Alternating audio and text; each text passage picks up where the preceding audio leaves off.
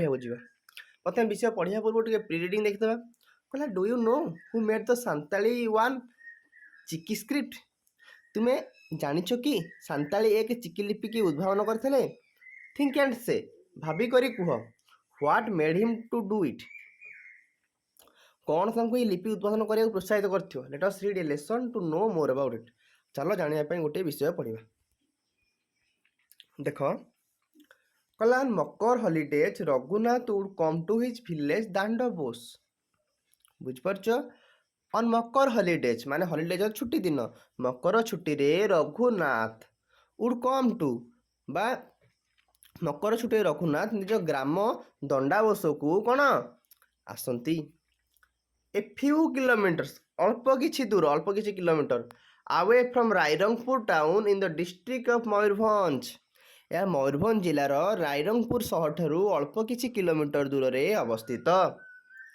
He was then working at Baripada he was then working at Baripada से सेतेबेले बारिपदारे कार्यरत थिले in those days he was the only educated man his area in those days सेतेबेले से निज अंचलर एकमात्र शिक्षित व्यक्ति थिले एजुकेटेड शिक्षित व्यक्ति थिले when he came home when से जेतेबेले घर को आसंती Santals from near by village would come to him with their problems Santals from near by village से घर को आसंती आखपाख ग्रामर सांताल माने तांको पाखकू निज निजर असुविधा जणाइବାକୁ आसंती Santals from near by village would come to him with their problems से माने निज निजर कोन असुविधा को जणाइया पई आसंती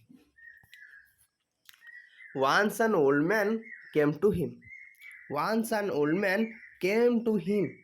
कहला एक जने बुद्ध व्यक्ति तांको घर पाखକୁ आसिले He carefully brought out a letter which he had tightly tied to one end of his cloth and asked. He carefully brought out a letter.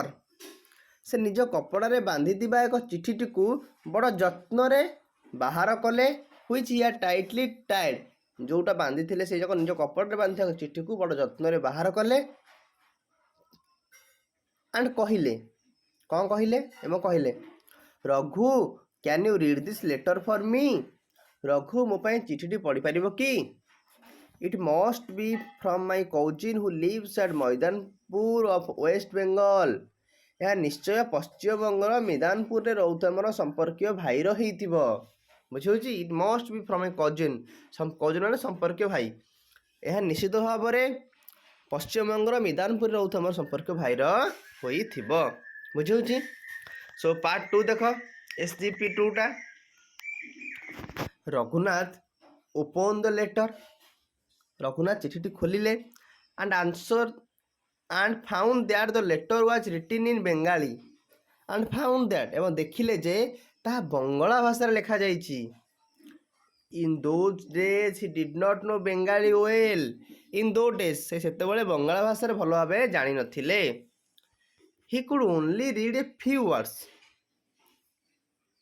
से सेथिरु मात्र अल्प किछि शब्द पढ़ी पारले से जानि नथिले ना तेणु से कोन सेथिरु किछि अल्प किछि मात्र पढ़ी पारले सो ही रिप्लाइड साली तेणु से अत्यंत दुख होई कहले सॉरी अंकल क्षमा करंतु मौसा I can not read it क्षमा करंतु मौसा मु चिठीटी पढ़ी पारू नाही it is written in Bengali यह बंगाला भाषा रे लिखा होईची बुझौची but when my cousin came here last time I told him to write in Santali the old man said कि जेतेबेले मो संपर्क भाई शेष थर एठाको आसीदेले मो ताको सांताली भाषा रे चिठी लिखिया कहितली ई कहिले द ओल्ड मैन से जो बुद्ध जनक कहिले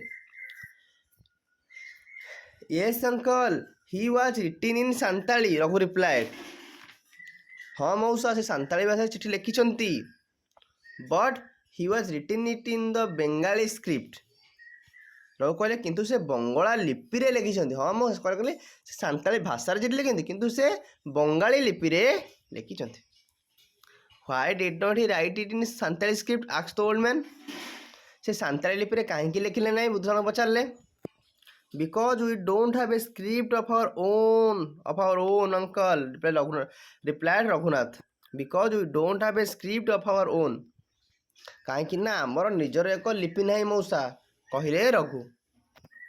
ଦି ସରପ୍ରାଇଜ ଦ ଓଲ୍ଡ ମ୍ୟାନ୍, ଏହା ବୃଦ୍ଧ ଜଣଙ୍କୁ ଚକିତ କରିଦେଲା। It also made Raghunath unhappy and sad, ଏହା ରଘୁନାଥଙ୍କୁ ମଧ୍ୟ ଦୁଃଖ ଓ ବିବ୍ରତ କରିଦେଲା। ଅନହାପି ଆଉ ସ୍ୟାଡ୍, ଦୁଃଖ ଓ ବିବ୍ରତ କରିଦେବା। ଏବାଉଟ୍ 10 years later ହି ଇନଭେଣ୍ଟେଡ୍, ଏହି ଘଟଣା ପ୍ରାୟ 10 ବର୍ଷ ପରେ ସେ ଏକ ସାନ୍ତାଳୀ ଲିପି ଉଦ୍ଭାବନ କଲେ। ଇନଭେଣ୍ଟେଡ୍ ସ୍କ୍ରିପ୍ଟ ଫର ସାନ୍ତାଳୀ, ଏହି ଘଟଣାର ପ୍ରାୟ 10 ବର୍ଷ ପରେ କ'ଣ ସେ ଏକ ସାନ୍ତାଳୀ ଲିପିର ଉଦ୍ଭାବନ କଲେ। ଦି script is known as ଓୱାନ୍ Chiki, ଏହି ଲିପିଟି ହେଉଛି କ'ଣ ଓୱାନ୍ ଚିକି ନାମରେ ପ୍ରସିଦ୍ଧ ଅଟେ। ବୁଝିପାରୁଛ? କିଛି ଅସୁବିଧା ହେଲା? ପାର୍ଟ 3 ଦେଖ। ପାର୍ଟ 3 କ'ଣ ଲେଖିଲା ନା Raghunath Murmu was also great writer. Raghunath Murmu ଜଣେ ପ୍ରସିଦ୍ଧ ଲେଖକ ମଧ୍ୟ ଥିଲେ। He had written many plays, novels and poems in Santali, ସେ ସାନ୍ତାଳୀ ଭାଷାରେ ଅନେକ ନାଟକ, ଉପନ୍ୟାସ, ପ୍ଲେଜ୍ ଅର୍ଥ ନାଟକ, ନୋଭେଲ୍ସ ଅର୍ଥ ଉପନ୍ୟାସ, ଆଣ୍ଡ ପୋଏମ୍ସ ଏବଂ କବିତା ମଧ୍ୟ ଗୋଟିଏ ଲେଖିଛନ୍ତି। His most important play is Kherwar Bir, ତାଙ୍କର ସବୁଠାରୁ ପ୍ରସିଦ୍ଧ ନାଟକ ହେଉଛି Kherbar Bir. Martin Orans a foreign scholar and writer called this the Santal Mahabharat, a foreign scholar and writer called this the Santal Mahabharat. ତାଙ୍କର ସେ ଯେଉଁ ନାଟକଟିକୁ ଜଣେ ବିଦେଶୀ ବିଦ୍ୱାନ ଏବଂ ଲେଖକ ଏହାକୁ ସାନ୍ତାଳ ମହାଭାରତ ନାମରେ ନାମିତ କରିଥିଲେ। Raghunath was awarded by the Odisha Sahitya Academy for his contribution to Santali language and literature. Raghunath was awarded by Odisha Sahitya government, ମାନେ କ'ଣ ନା ଲେଖକ ଆୱାର୍ଡ଼ ପାଇଥିଲେ ବା ପୁରସ୍କାର ପାଇଥିଲେ। କାହା ତରଫରୁ? ଓଡ଼ିଶା ସାହିତ୍ୟ ଏକାଡେମୀ ପୁରସ୍କାରରୁ। କ'ଣ ପାଇଁ?